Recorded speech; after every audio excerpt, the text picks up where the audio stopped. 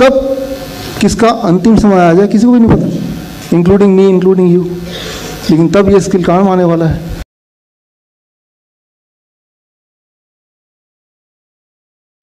ये सबसे important topic है, यही आज का टॉपिक है। कोई अगर किसी की डेथ हो गई तो क्या करें?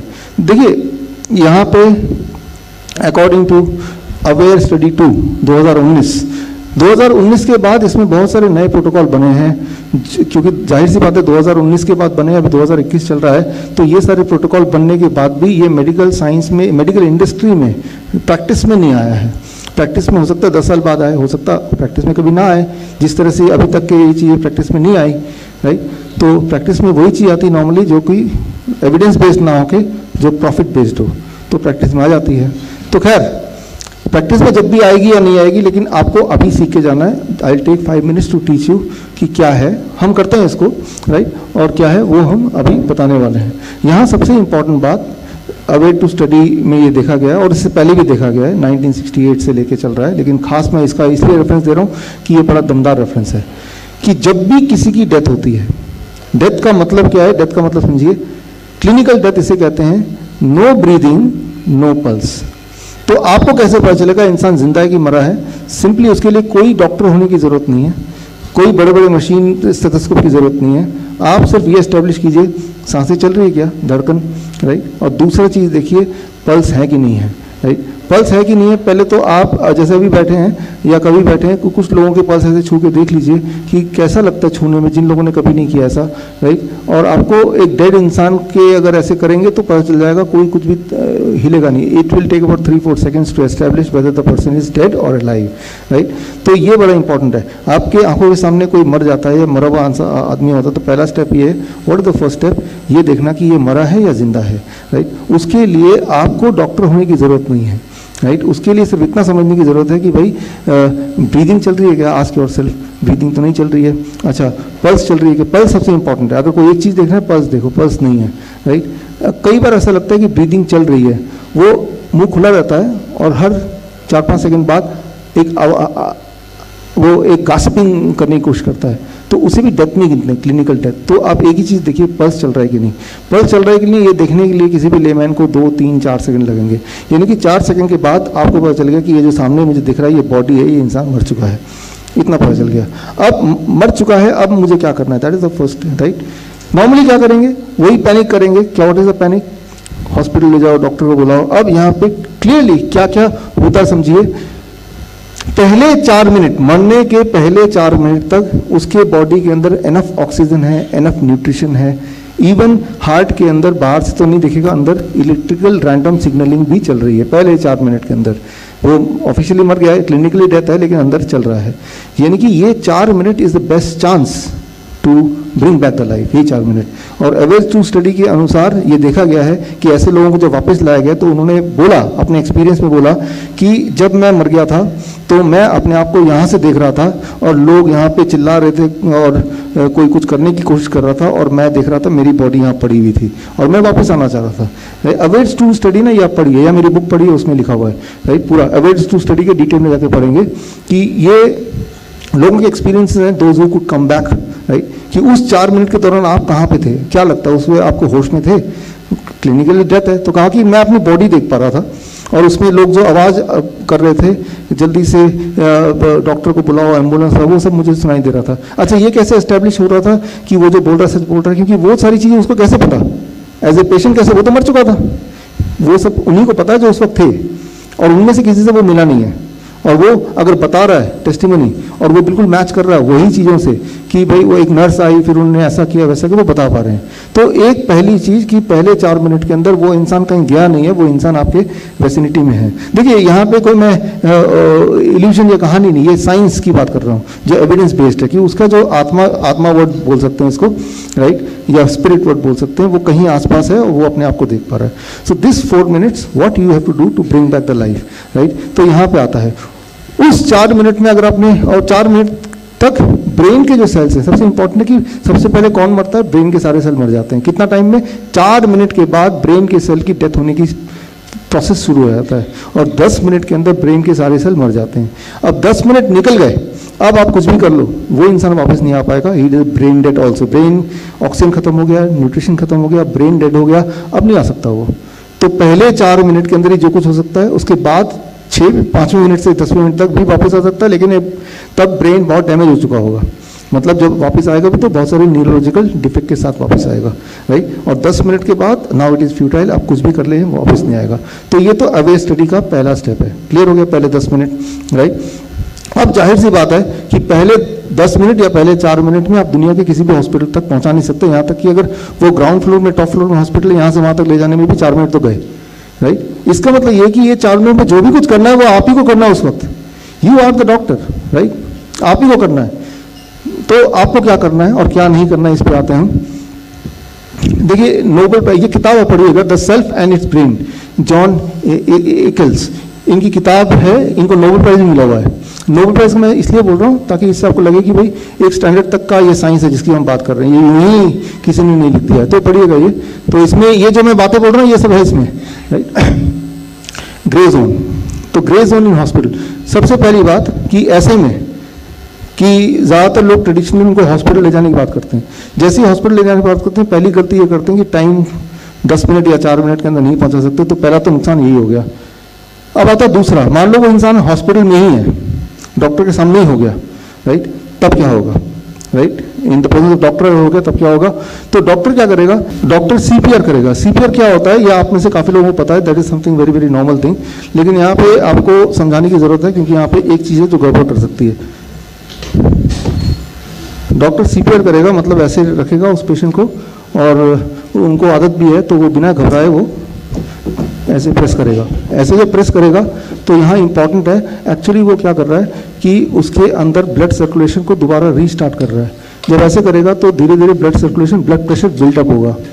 20% ब्लड प्रेशर अगर हो जाए, 20%, वैसे 120/80 है, किसी का ब्लड प्रेशर अगर 0 से अगर 30 mmHg तक ले आए, वो कैसे आएगा, ऐसे करके आ जाएगा।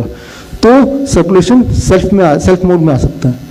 तो सर्कुलेशन सेल्फ मोड में उस पहले 4 मिनट के अंदर अंदर आपने शुरू कर दिया, पहले 4 मिनट में नहीं भी आए, एक बार सर्कुलेशन चलने लगी, राइट, तो अपने आप ही बॉडी में दोबारा से हलचल होने लगी। फिर चाहे ऐसे करते वक्त 10 मिनट और लग जाए, 15 मिनट लग जाए, एक बार 4 मिनट के अंदर ये वाला step is very important, right. तो ऐसे जैसे शुरू किया तो उसका जो ब्रेन के सेल की मरने की जो टोटल टाइम था वो कितना था, ब्रेन सेल की शुरुआत है 4 मिनट, उससे पहले करना है। 10 मिनट में तो पूरा ही मर जाएगा, लेकिन उस शुरुआत ब्रेन के सेल के मरने से पहले आपको ये करना है, right, that is the first step, right. अब इसमें बहुत इंपॉर्टेंट बात, मेरे ख्याल से इस पूरे लेक्चर का यही सबसे इंपॉर्टेंट पार्ट है।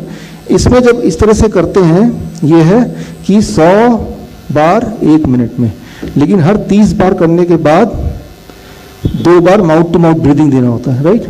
तो जब माउथ टू माउथ ब्रीदिंग देंगे, तो मैंने छोड़ दिया ना इसको, छोड़ा कि नहीं छोड़ा, तो जब छोड़ा तो ब्लड प्रेशर अब जितना बिल्डअप हुआ वो कहाँ गया, दोबारा 0 हो गया। फिर 2 बार देंगे, फटक से मैं दोबारा करने लगूंगा, फिर दोबारा बिल्डअप करूंगा, तब तक 30 हो जाएंगे, फिर दोबारा से, that is the standard protocol, right.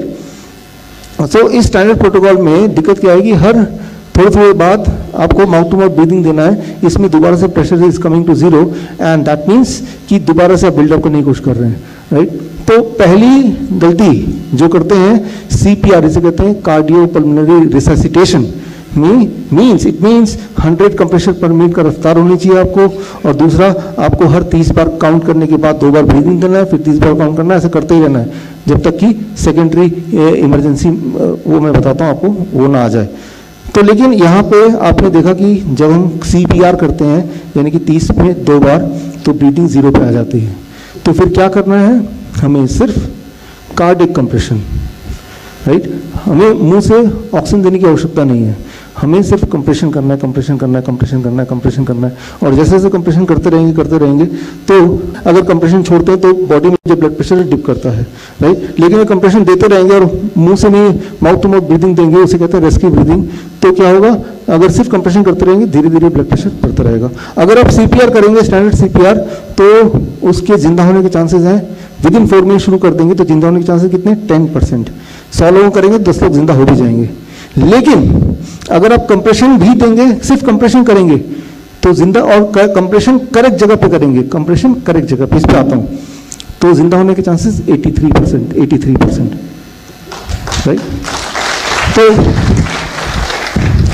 तो आप एफर्ट लगा रहे हैं, उस एफर्ट में थोड़ा सा मॉडिफाई करना है। वो थोड़ा सा मॉडिफाई क्या करना है, अभी देखिए ये वाला, ये सबसे इंपॉर्टेंट बात है जो मैं अभी बताने जा रहा हूं कि 10% से 83% पे कैसे लाना है। अब देखिए पहले तो ये देखना है कि कहाँ पे कंप्रेशन करना है। कहाँ पे कंप्रेशन करने के लिए आपको कंप्रेशन का एक नियम थोड़ा समझा दूं। देखिए ये टूथपेस्ट है, आपको पता है कि दबाने से पेस्ट बाहर निकलेगा, राइट, लेकिन इंपॉर्टेंट है कहाँ दबाने से सबसे ज़्यादा प्रेशर लगेगा, राइट। अगर यहाँ दबाएंगे तो दबा तो रहे हैं बार बार, लेकिन कुछ नहीं निकल रहा, ठीक है ना। अगर आप बहुत आगे दबाएंगे तो भी शायद नहीं निकलेगा। आप बीच में जहाँ पे भरा हुआ है यहाँ दबाएंगे तो निकलेगा। तो दबाना है, लेकिन दबाने का जो लोकेशन है that place all the reference, right. आप यहाँ दबाते रहिए, निकलेगा नहीं। ठीक उसी तरह से यहाँ भी बड़ा इंपॉर्टेंट है कि दबाना तो है, राइट, कंप्रेस तो करना है, लेकिन कहाँ करना है। तो जो स्टैंडर्ड सीपीआर है वहाँ पे जो सिखाते हैं डॉक्टर को सिखाते हैं कि निपल लाइन है, राइट, इसके बिल्कुल बीच में, राइट, यहाँ पे रखो, दबा दो, राइट। तो बीच में जब दबाएंगे तो दैट इज समथिंग लाइक कि हार्ट जिस तरह से प्लेस्ड है वहाँ पे एक वॉल्व भी आता है ज़्यादातर लोगों का, तो वो कोई आपको बोला जा रहा है यहाँ दबाओ, तो यहाँ दबाने से ही प्रेशर बिल्डअप हो रहा है, टूथपेस्ट निकलेगा जरूर। लेकिन अगर इमरजेंसी में कहाँ दबाएं कि प्रेशर ज़्यादा बिल्डअप हो जाए, थोड़ा सा यहाँ दबाएं, है ना। तो ये वो वाली कौन सी हार्ट की कौन सी लोकेशन है जहाँ पे दबाने से प्रेशर ज़्यादा हो, राइट, मैक्सिमम प्रेशर पड़े, राइट। सो दैट प्लेस जो इसमें दिया है मैक्सिमम सीपीपी कहते हैं, राइट। तो वो जगह है निपल लाइन, राइट। फिर ये सेंटर हो गया, सेंटर से उस इंसान के पेशेंट के 3 सेंटीमीटर इधर, 3 centimetre this side, right, towards the left. तो वो लेफ्ट वेंट्रिकल सीधा ऊपर आपका हाथ पड़ेगा मोस्ट प्रोबेबली, राइट। और उससे यूं मानिए कि जो प्रेशर पड़ेगा, हर प्रेशर आपका जबरदस्त प्रेशर पड़ेगा, right. And that is what can increase the chances of recovery as the evidence says from 10% to 83%, right. तो लेकिन ये जो 3 सेंटीमीटर इधर है और वो जो माउथ ब्रीथिंग नहीं करना है, इस चीज़ को इम्प्लीमेंट करने में ही कई साल लगा रहे हैं, कई साल। लेकिन एक बार सीखना काफ़ी नहीं है। मान लो आपके सामने तबला रख दिया तो कुछ ना कुछ तो करेंगे आप, तो कुछ भी करेंगे तो क्या वो म्यूजिक होगा, दैट इज अ नॉइस। लेकिन जिसने प्रैक्टिस की, राइट, स्वास्तिक ने प्रैक्टिस की, तो वो जब तबला बजाएगा तो that is called music. Are you getting the point. इनको पता है कि मुझे एक बार सिखा दे काफ़ी नहीं, मुझे रोज रियाज करना है, तभी आप उसी इंस्ट्रूमेंट से म्यूजिक निकाल पाओगे। जो इंस्ट्रूमेंट किसी और को दे देंगे हम जैसे लोगों को, तो वो नॉइज निकालेगा। सेम थिंग आपको उस डेड पेशेंट के हार्ट से म्यूजिक निकालना है, ना कि नॉइज निकालना है। और वो रिदमिक फॉर्म में होनी चाहिए, रिदम में होनी चाहिए। अरे getting the point, it should be rhythm.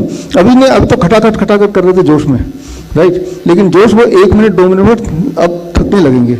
तो जैसे ही आप कर रहे हैं तो आपके साथ अगर 2-3 लोग हों तो फटाफट वो करने लगेंगे, फिर वो हट जाएंगे, राइट, बिना वेस्ट किए time. So this is called cardiac compression. ऐसा अगर आप 5 मिनट 10 मिनट 15 मिनट कर पाए बारी बारी से, तो वो 83% जो बोला ना, ये सारी चीज़ फिट बैठनी चाहिए। पहले 4 मिनट के अंदर करना है, वो 3 सेंटीमीटर इधर करना है, वो 100 से 120 पर मिनट होना चाहिए, और वो रिदमिक फॉर्म में होना चाहिए। ये सारी चीज़ें फिट बैठेंगी तो जाके वो जिंदा रहेगा। बिना प्रैक्टिस के हो सकता है? नहीं हो सकता, राइट। एक बार आपने कर लिया कि हाँ अभी आगे हम कर लेंगे, तो क्या आपको लगता है कर लोगे उस दिन? नहीं कर लेंगे। तो इसके लिए आपको प्रैक्टिस करनी पड़ेगी। तो टाइम लगाएंगे हॉस्पिटल तक पहुंचाने की, लेकिन जब पास नहीं है, दूर है वो, तो फिर और अगर आपको स्किल आता है, आपने प्रैक्टिस कर ली है, तो और प्रैक्टिस कर रहे हैं, हफ्ते में 5 मिनट की प्रैक्टिस, इतना सा। अगर 5 मिनट का भी टाइम नहीं है तो डोंट एक्सपेक्ट कि आप कुछ कर सकते हैं या कोई कुछ कर सकता है। 5 मिनट की प्रैक्टिस आपको करनी होगी, तो जाके उस वक्त बिना पैनिक किए आप ठंडे दिमाग से करेंगे तो बंदा वापस आ सकता है। आते ही हैं, कोई नई बात नहीं है, आते ही हैं, राइट। पहले इसका नाम दिया गया था डेथ, फिर उसको कर दिया गया क्लिनिकल डेथ। क्लिनिकल डेथ इसलिए कर दिया गया बिकॉज पता है कि इससे इंसान जिंदा हो सकता है, जबकि डेथ का मतलब होता है अब क्या, तो इसको हम क्या बोलते हैं? क्लिनिकल डेथ बोलते हैं, कार्डियक अरेस्ट बोलते हैं, राइट। डेथ नहीं बोलते, सिर्फ मेडिकल इसे बोलते हैं clinical death. First 4 minutes is called clinical death, not a death. After that और after 10 minutes now it is a permanent death, that is called death. Right. तो मेडिकल डेफिनेशन इसलिए change किया गया क्योंकि ये होता है। अच्छा, तो आप कैसे प्रैक्टिस करेंगे? आपको प्रैक्टिस करने के 2-3 तरीके हैं। ये सिमुलेशन है, या फ्री में भी बना सकते हैं घर में। मैं आपको 1 मिनट में सिखा देता हूँ घर पे कैसे बनाना है, मुफ्त में कैसे बनाना है, ताकि आप घर पे बना पाए, राइट। तो आप स्टेप देखो, सिर्फ 1 मिनट लगेगा, राइट। आप इनके बाजुओं पे ना आप ये इनको दे दो, अमन, दे विल डू इट। आप बाजुओं पे इस तरह से आप बाजुओं को बांध दो, बांध दिया। इसको निकालो, मोड़ो इस बाजुओं को।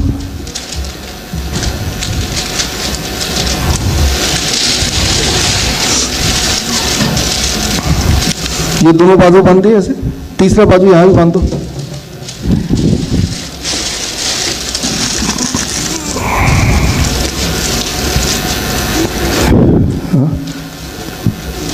और ले लो। तो ये तीनों बाजू बांध के ये ऐसा हो जाएगा T shirt, right. This is the, इसको ऐसा टी शर्ट हो जाएगा। इसको थोड़ा सा और अच्छे से बांध देते हैं, ठीक है। तीन जगह से बांध दिया। अब ये बॉटल ले लिया, कोल्ड ड्रिंक का बॉटल कोई भी, इसको अच्छे से टाइट कर दिया, करके इसको अंदर डाल दिया, बिल्कुल बीच पे रखा टी शर्ट के जैसे मैंने रखा है। और अखबार के आप इसको ऐसे अखबार दोनों तरफ बॉटल के डालते जाओ, बॉटल के दोनों तरफ अखबार डालते जाओ। बॉटल को आगे से ऐसे डालो,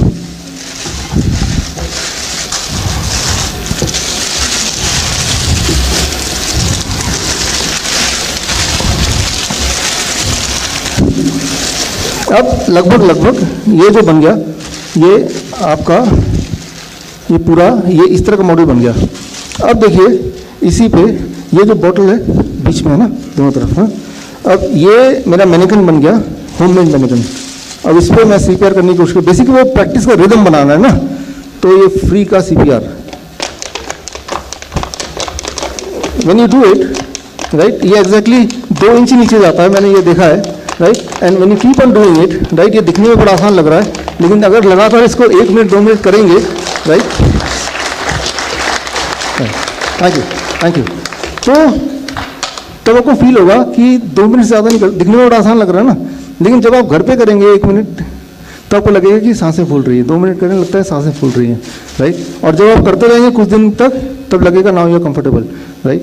तो तब आपकी बॉडी के बॉडी मसल्स, वो रिदम, वो सब बन जाएगा।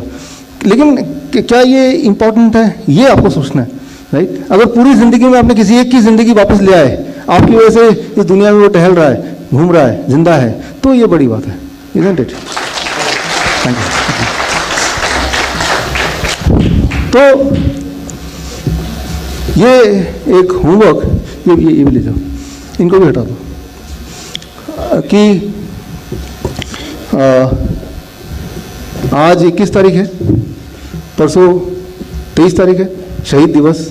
शहीद दिवस में आपको मैं ये होमवर्क दे रहा हूँ, एटलीस्ट 3 लोगों को ये सिखाइए, 3 लोगों को ये सिखाइए जो आपने आज सीखा है। कब किसका अंतिम समय आ जाए किसी को भी नहीं पता, इंक्लूडिंग मी, इंक्लूडिंग यू, लेकिन तब ये स्किल काम आने वाला है।